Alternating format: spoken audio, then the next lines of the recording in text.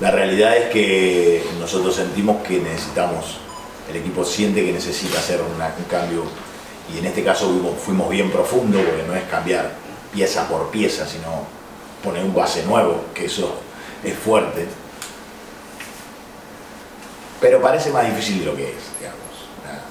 A lo mejor para el seguidor pobre que dice, bueno, me voy a comprar la camiseta de Silly, ahora me tengo que comprar la de Bray, pero nosotros somos profesionales, él sabe lo que hace, tiene oficio, ya hoy se acordaba de memoria perfectamente todo lo que habíamos hablado ayer, y no hay excusa, mañana vamos a parecer un equipo que se conoce.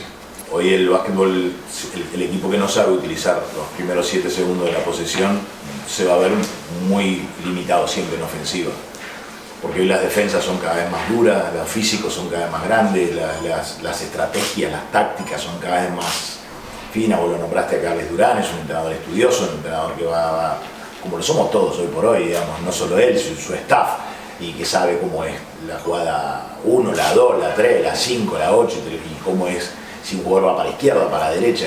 Entonces hoy, si vos no sacás ventaja y en los primeros 7 segundos de la posesión, que intimidás con anotar ahí, y eso te permite llevar la iniciativa el resto de los segundos que te quedan en la ofensiva, vas a tener problemas, y nosotros estamos teniendo ese tipo de problemas. Sobre todo cuando el partido se empieza a definir, que las defensas se ponen cada vez más duras, cada vez más agresivas, cada vez más presionantes, cuando perdemos, porque como que estamos un poco light para atacar.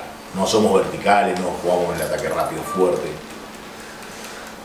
Sí, claro, yo preferiría un equipo más agresivo, más compacto defensivamente y con más dinámica en el ataque. O sea, no tenemos ninguna excusa. Pudimos aprovechar bien la semana, él lleva solo 2 prácticas y la verdad que las capitalizó súper bien él y el equipo.